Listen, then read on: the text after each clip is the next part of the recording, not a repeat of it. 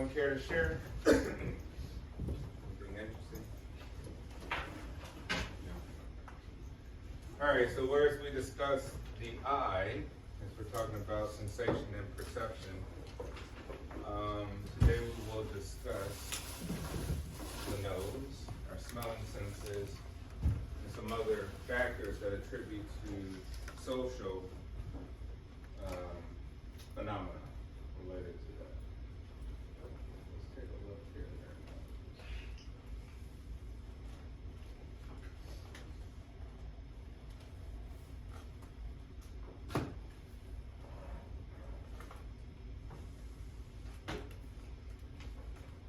All right, before we get into the notes, all right, we're talking about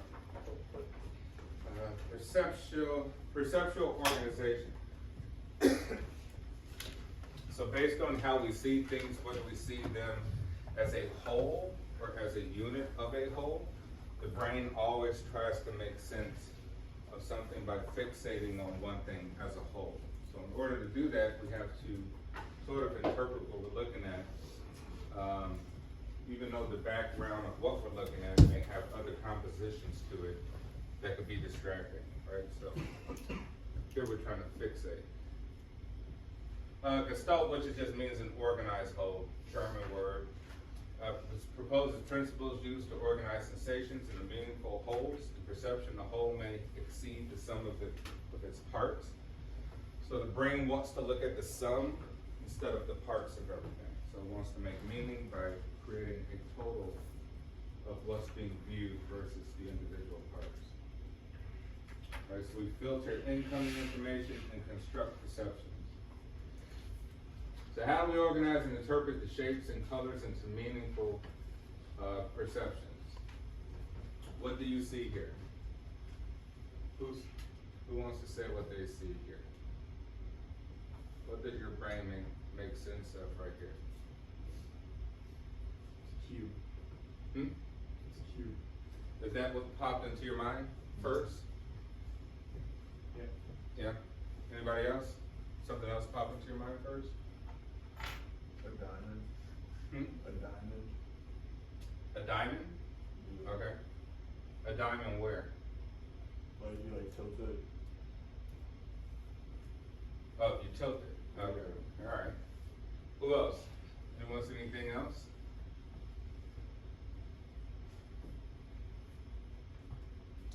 Anyone see a pattern of some sort?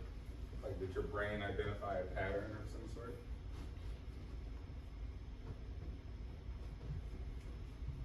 Did anybody think like, hey, maybe these lines go together, right? Maybe this is an arrow. Right? Maybe this is an arrow. Did anybody see arrows connected? Anybody fixate on that X right there? Right, so basically some of us will see things, we will fixate maybe on here, some of us will fixate like, wow, these are arrows, like this connects here, this connects.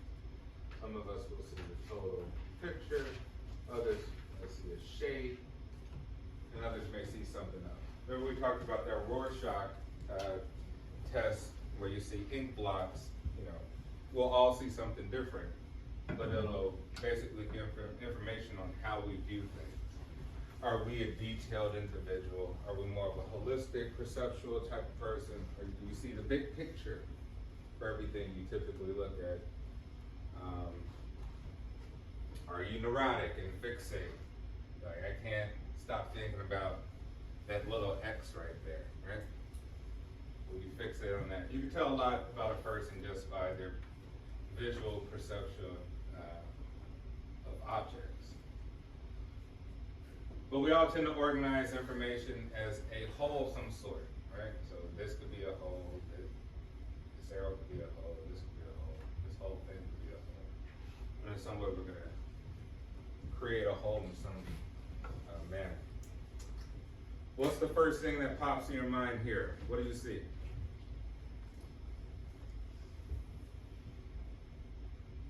What's the first thing that you saw?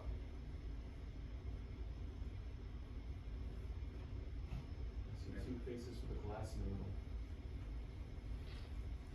So the first thing was the two faces. Was it the two faces? Yeah. Okay. And then you say, oh yeah, by the way, there's a glass. Alright.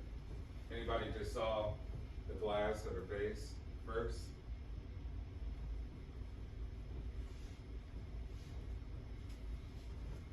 Right, so we'll make sense of this, and you will say, well, how do we make sense of that? Like, was black more important than the white here? Was the white more important than the black? What was the first thing that came up as significance of importance in this contrast? Right?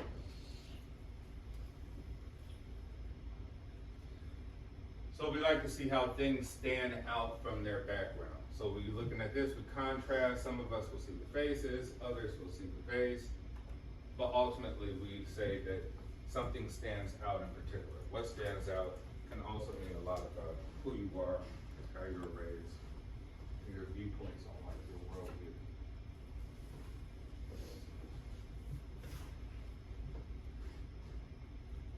So we want to organize our stimuli into coherent groups, right? Sometimes we see things and we say, well, they make sense because they're close together, right? Like lines or objects, right? That makes sense. They're close together. There must be something meaningful of why they're close, right? And then continuity, perceiving smooth, continuous patterns rather than discontinuous ones.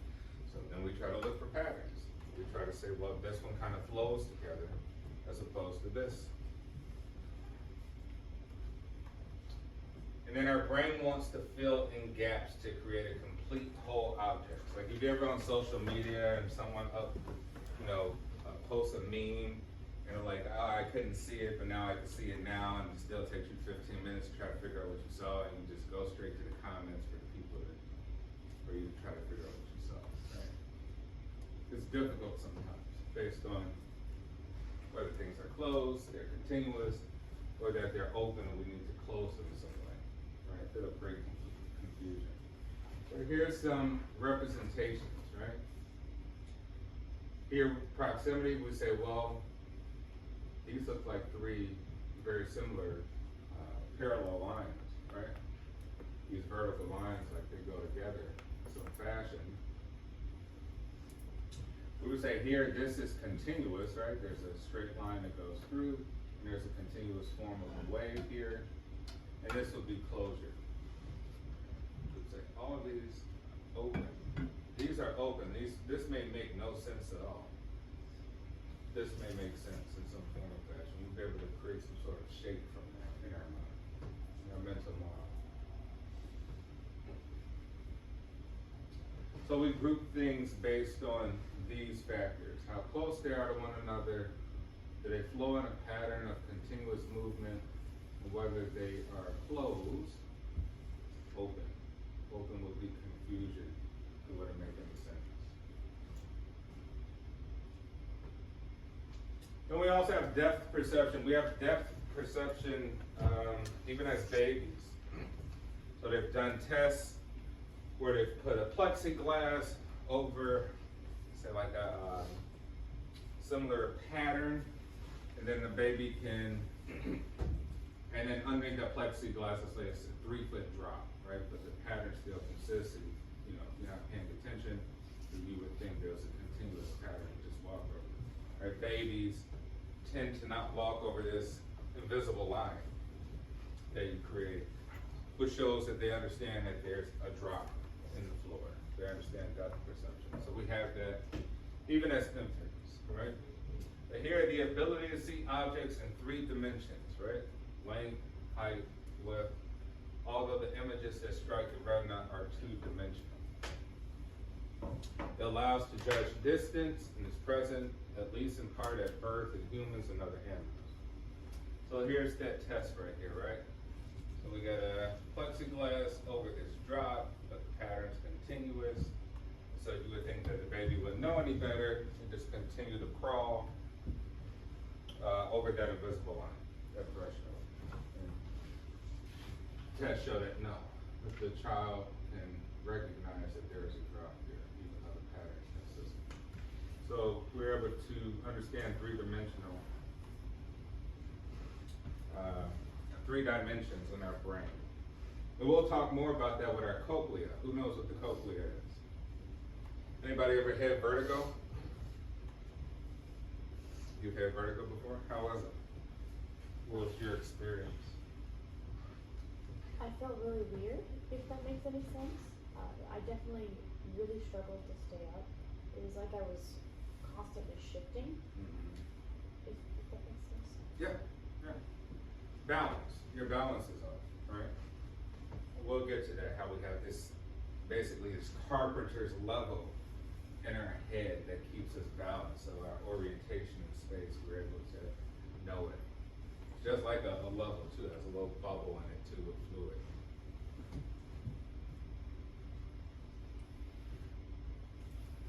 All right, so we got binocular cues, right? Two eyes help with perception of depth. One thing about human beings and other animals that may fit into the same category, when it comes to our eyes, we're deemed as predators. Because predators who have eyes in the front of their head fixate. Our eyes don't move separately from one another. Stay together, right? That means you're able to focus out in nature for an object that you need to attack. Some other animals, they have monocular cues, which means each individual eye can move separately. Why? Because they're always on the lookout for predators. They're typically prey. Right? So human beings, lions, bears, tigers, lots of animals are deemed mostly predators. Of course, there are other animals that we can be prey to, but for the most part, we're deemed as predators. We hear binocular cues help with perception of depth, and then we have retinal disparity, right? Binocular cue for perceiving depth by comparing images from the retina and the two eyes, the brain calculates distance.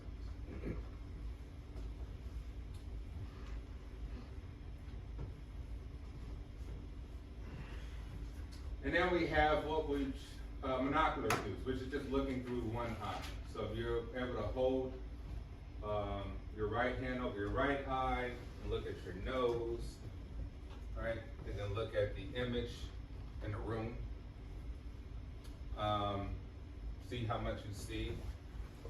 Doing that, and then you're like, okay, let me do it with the left hand, put it over your left eye, completely two different angles, two different viewpoints, two different ways that you see, right?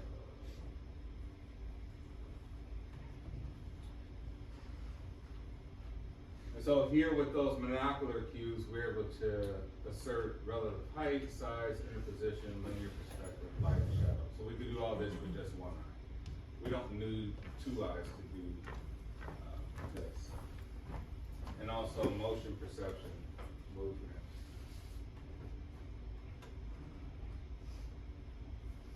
All right, perceptual constancy. Objects are perceived as unchanging, having constant color, brightness, shape, and size, even as illuminated retinal images change. So we look at something for a long time, basically, if we fixate on that, it's going to be hard to observe change in that, even if there's actual real change in the brightness to it for the shape of that object.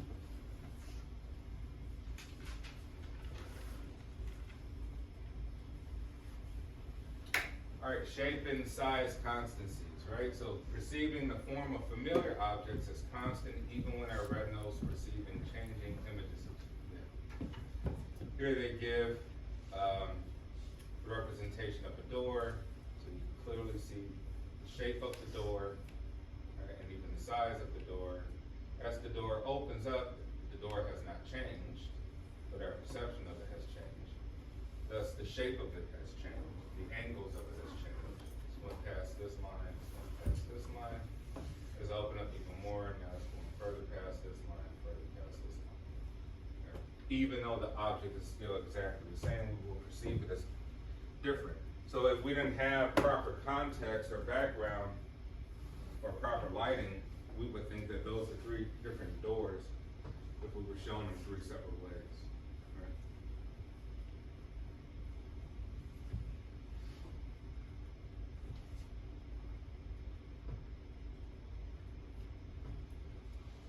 Let's see if we can get to,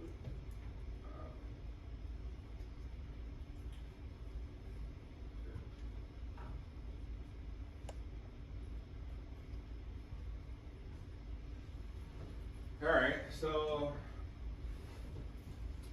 listening, right? Our other sense. Now, technically, we have six senses, right? Maybe even more theoretically, if you argue, right? Sight, smell, taste, right? Hearing, touch. But also that space and motion is another sense that we talked about, that cochlea. So here sound waves are coming through the auditory canal in your ear. There's bones in the middle, called your middle ear, and your eardrum. The sounds reverberate off to create frequencies. And then we have receptors back here. Then we have a semicircular canals. We have cochlea. Their cochlea is where it's filled with fluid, and that perceives your motion. That part is into your auditory cortex of your temporal lobe to make sense of what you're hearing. And we have a host of nerves and cells here and here.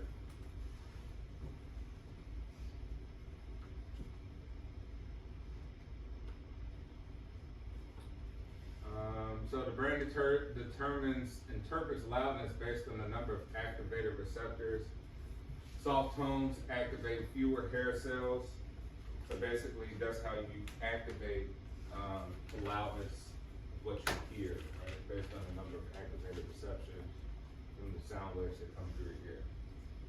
So people who lose all hearing in one ear often have difficulty locating sounds. Get to the nose.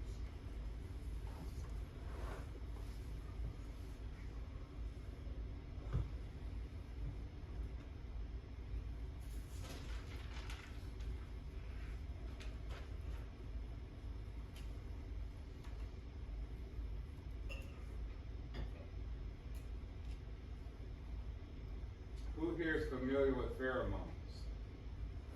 Anybody know what pheromones are?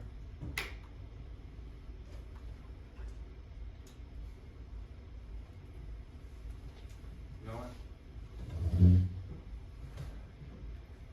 I don't know where the slides on your nose is. All right, so I'll just briefly talk about pheromones, right? So in most mammals, we have what's called the B&O, right? And it's inside of our nose. This along with our other smelling receptors in there, but the B&O can pick up pheromones, right? Pheromones are basically hormones secreted through hair follicles. And what that does is to give information about how attractive someone is based on their fertility and other reasons, biological reasons. And so really, we think that people are attracted to each other based off of pheromones as opposed to just outward physical appearance, right? So for men viewing women, men can pick up if a woman's ovulating, right? We can say these pheromones aren't visible, and they don't have a scent. Like there's really no chemical compound to pick up an actual scent like you would with like a woman. So they've done tests to see if this is actually true, right? So they did one test where they had men take showers, clean themselves with unscented soap, all right, and put on white t-shirts, cleaned and unscented detergent, and they would present it to women to smell, right? They would do this for a few hundred men. And the women would rate the men based off sexiness, or if they found a man attractive or unattractive, all these different things. And going back to the men, the testosterone levels were measured too. So guys who are very, very high in testosterone, the women found to be way, way more attractive. Never seen these men, right? They're just smelling t-shirts here. The other thing is what they call the McClintock effect, right? So it's been theorized, it's been studied, sometimes argued against, but mostly for, is that when women live together, that they tend to adapt each one's cycle, right? They pick up on each other's cycle. Typically, it starts with the dominant alpha female cycle. So whoever is regarded as the dominant alpha female, the other people living around her would start to adapt her cycle. And you're like, well, how does that happen? Well, it happens from the receptor cells in the VNL, right? So they pick up each other's pheromones and they link and sync up. So it makes it interesting to think that people we may be not just attracted to in a romantic setting. This is a very social thing. That people that we find we want to be close by or friendly with happens to exude from pheromones, right? Not just physical outward appearances. So there's something to keep in mind because it's basically this invisible effect of how we gravitate towards people. All right, we'll talk a little bit about pain. All right, pain sensitivity depends on your genes, your physiology, your experience, your attention, and surrounding culture. How you were raised to view pain can dictate how you actually react to pain, even if the pain is, if your body is physically damaged in a real way. All right, so we got gate control theory, which is spinal cord contains a neurological gate that either blocks pain signals or allows them to pass you onto the brain. The gate is opened by the activity of pain signals traveling up nerve fibers and is closed by activity in large fibers or by information coming from the brain. So basically, your spinal cord is the gateway to how you receive pain and how you deal with it. So we got some biological influences. The fibers in the spinal cord are one of them. Genetic differences in endorphin production. Endorphin is that hormone that's secreted to block pain, essentially. Right? So you experience a major traumatic injury, your body will send out a host of endorphins to help you deal with that pain. And your interpretation of all of that activity, basically. And then your psychological influences, right? You know you've been injured, you haven't looked at your injury yet, and now you look at your injury, you're like, oh my gosh, it hurts so much more now that I physically looked at my injury, right? So there's your attention to pain, your fixation of pain. So if you do out of sight, out of mind, you can help alleviate a lot of that pain that you're feeling. Learning based on experience. If you were taught to react to injuries or pain in a certain way, then as an adult later on, you will identify anything as great, great pain, even though it may be very minimal in reality. And then your expectations, right? Your observation of what a certain injury is by just looking at it on someone else. You may have an expectation that their reaction should be your reaction, right? And so you see someone who could deal with a particular injury well, you may have the expectation that you also could deal with it well, thus you may feel less pain. But if you have the expectation that that particular injury is very, very bad, you will have a great reaction to it. And then sociocultural influences, right? The presence of others. If we direct this energy or fixation on to other people, we won't feel as much pain that we've divided our mind to other places. Right? Especially if they've shown empathy towards us, or we have shown empathy for others. Pain will be different. We've modeled pain in our brains on how we believe that people should handle it.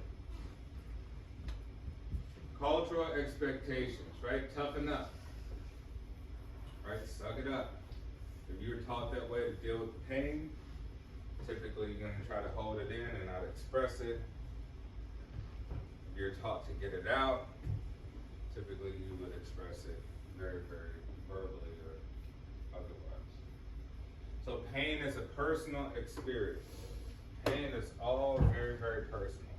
It's not measured on any sort of normalized scale. There's a lot of factors that go into it that can change the way you feel about it. Alright, so sensory receptors, what are called nociceptors, respond to potentially damaging stimuli by sending impulse to the spinal cord, which passes the message to the brain, which interprets the signal as pain. So here you're talking about, you stepped on a tack here with your big toe. The stimulus gets shots up, this impulse, and now you get the cell body of the nociceptor here, and you have the nerve cell. It all comes through here, it shoots up and sends a message all the way projected to your brain. It says that we need to send some endorphins there to try to treat this. Anybody know what a placebo is? Anybody ever taken a placebo? Yes. In terms of like drugs and pills, a placebo like doesn't have the actual like medication in it. So like an example of it is like in birth control, the last week of it is a placebo. If you're taking the pill, but it's not like actually a pill. Yeah. Like it doesn't actually have like the hormone in it. Yeah. That in birth control it's just for the habit, but there's been like experiments done where like you could give a kid a pill and say like it's a painkiller, and then they'll say they feel better, but it actually like wasn't a painkiller, it was just like a painkiller. Yeah, it could be like a water pill or something, right? Which goes to show you that things in our mind, the representations and impressions we make of things in our mind often dictate how we feel about those things. Right? So if you say you have extreme anxiety, and let's say the doctor prescribes you some medication, you don't go home and do the chemical composition on the medication and see if it's actually there. There's an assumption that it's real, right? You already have an assumption that this is real medication. Let's say the doctor lied, it's just a water pill, right? You go take it and you're like, oh my gosh, I feel so much better. Because there was an expectation for you to feel better by taking medication, right? You've done something different. You've changed something. So you've distracted and drew attention away from painful stimulation, right? So fMRI's scan reveals virtually reality play reduces the brain's pain-related activity. What time is it?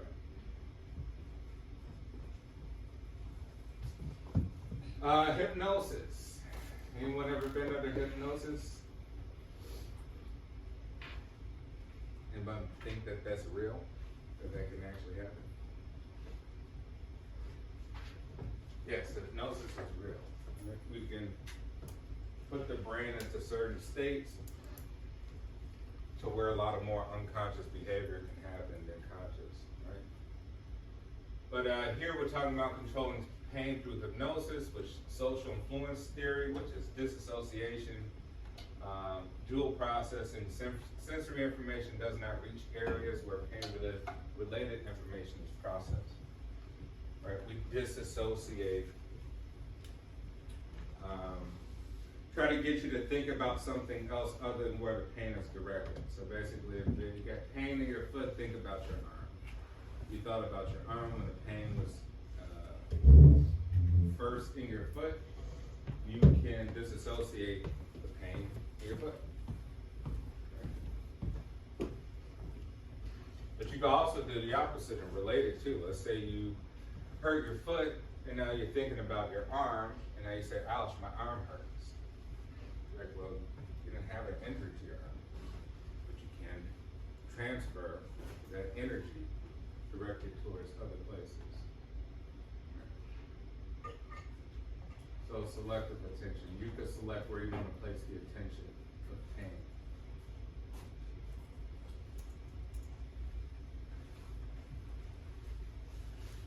Alright, other senses. Taste, like touch, taste involves several basic sensations, which can be influenced by learning, expectations, and perceptual bias. It has a survival function. Right? Well, here we give five tastes: sweet, salty, sour, bitter, umami. Right? Sweet would be energy, which is typically related to sugar. Right? The energy from sugars. Salty, sodium essential to physiological processes. You need salt in your body to live. Sour could be you pick up and see something that's potentially toxic or acidic. And bitter would be if you taste something out in the woods and it tastes bitter, you may identify it to be something poison. You said it tastes off, but what it looks like. Let's say you taste something bitter from a red berry out in the woods, right? You're hungry, you need something to eat. First thing that pops in your mind, well, a red berry should be sweet, right? Your impression of that thing. If it tastes bitter, you go, well, this doesn't make sense. It tastes off of what my expectation would be.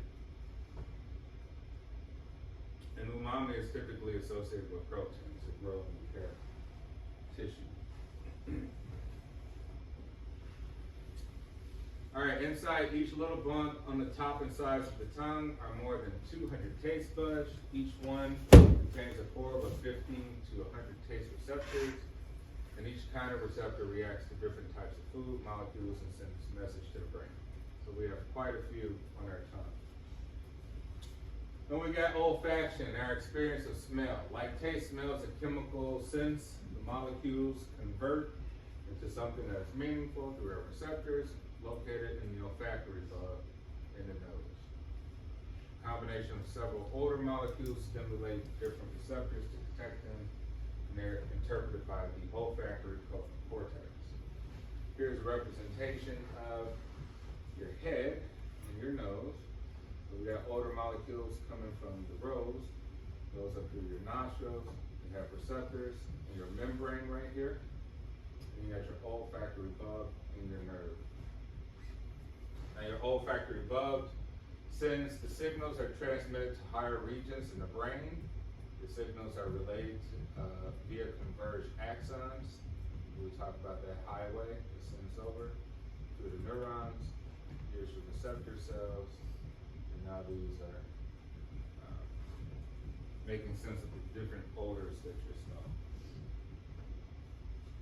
All right, humans have some 20 million olfactory receptors. A bloodhound has 220 million. So we said just like seeing and vision, that we're limited as human beings versus other animals, right? We can only see in what we would describe as visible light, while other animals may have greater or more receptors than we have.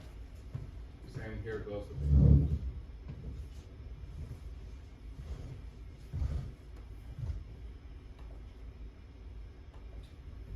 All right, the brain circuitry for smell also connects with areas involved in memory storage, which helps explain why a smell can trigger a memory. Right? So if you've ever been to a particular restaurant, the food was excellent, you'll store it in your memory, and that place will probably always hold dear to your heart to be some sort of special occasion, place you would want to celebrate from. If you've had food poisoning, then certain foods you probably would avoid for quite some time until it's gone from your memory. Right? That food would stay in your memory, and even if you went to another restaurant, you would think it would not make you sick. Your memory probably won't allow you to eat it because your brain was our last interaction with this food made us sick. So we say that last sense, the sixth one is that vestibular sense, right? Your sense of body movement and position, including the sense of balance. That one's really important because you think the earth is constantly moving, the earth is tilted on its axis, right? We're not in some fixed vertical position. We're in a position in reference to where we are on earth. So we always need to have some sort of movement in our mind to think where we are directly in position to where we are on the ground. Right?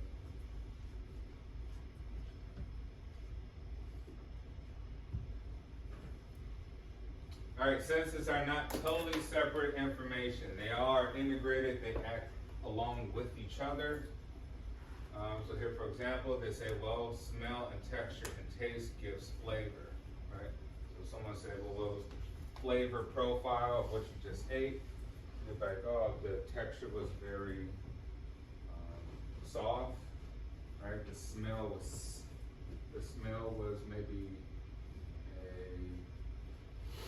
potent smell, and the taste was sweet, right? You would say that's the particular flavor. So it all has to work together, it just can't be separated. And vision and hearing interact as well, right? When people say you can see music, right? You see music. So when you hear music, some of your favorite music, you also paint pictures in your head, some mental images associated with that music. Whether it could be the instruments itself, the story of the lyrics, or some sort of creative imagination represented along with the music.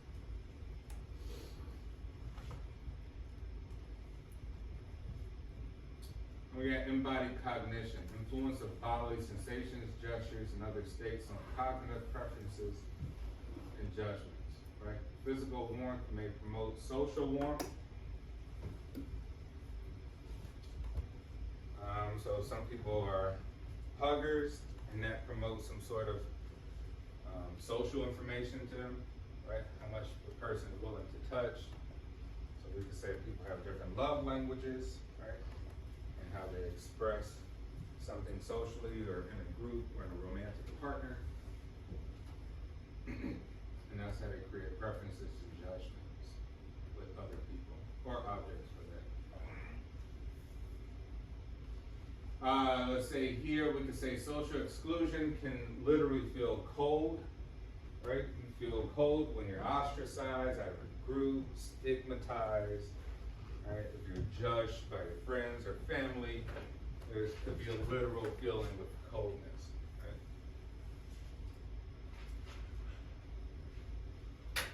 right? Political expressions may mimic body positions, right? So let's say we may view Republicans to maybe be rigid. You say, hey, okay, you're Republican, you're conservative, your body posture is rigid, you don't allow for fluid movement. Let's say you're a Democrat, you got a lot of fluid movement, but you're not upright, right? Let's say you stand upright or something like that. Anyway, we can make all these impressions on people just from their politics. Right, let's say how we view the person who follows the law versus person who doesn't follow the law. Right?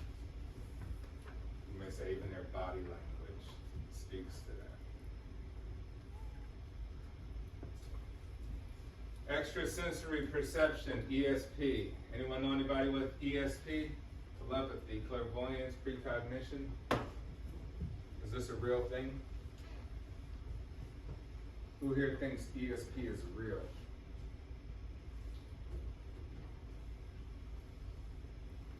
Anybody? People don't believe in ESP? Like you can just pick up on stuff? Maybe predict the future? Oh yeah, I do. Huh? I do. You yourself, or you know people who?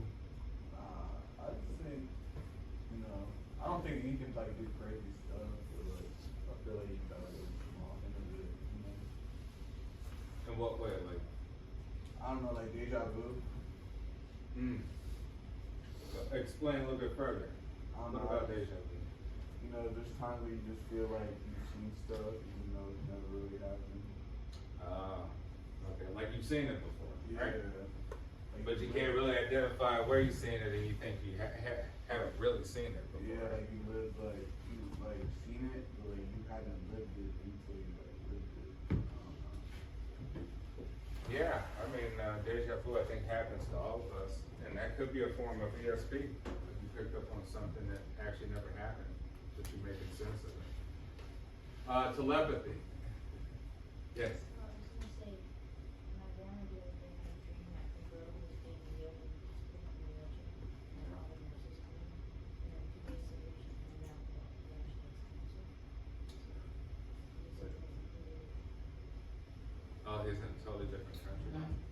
Wow. Yeah, so it's been studied by what we call parapsychologists, and you know, there's a lot of truth. Well, what we could prove, we didn't, you know, only what we could prove. So they've done experiments. There's some experiments that could anticipate that people can anticipate future events. Some of the critics describe them as flawed methods, and most research psychologists are just skeptical, right? Just from a scientific point of view. Not an All right, we will end off here. The chapters will get better. I know that this one is more dry.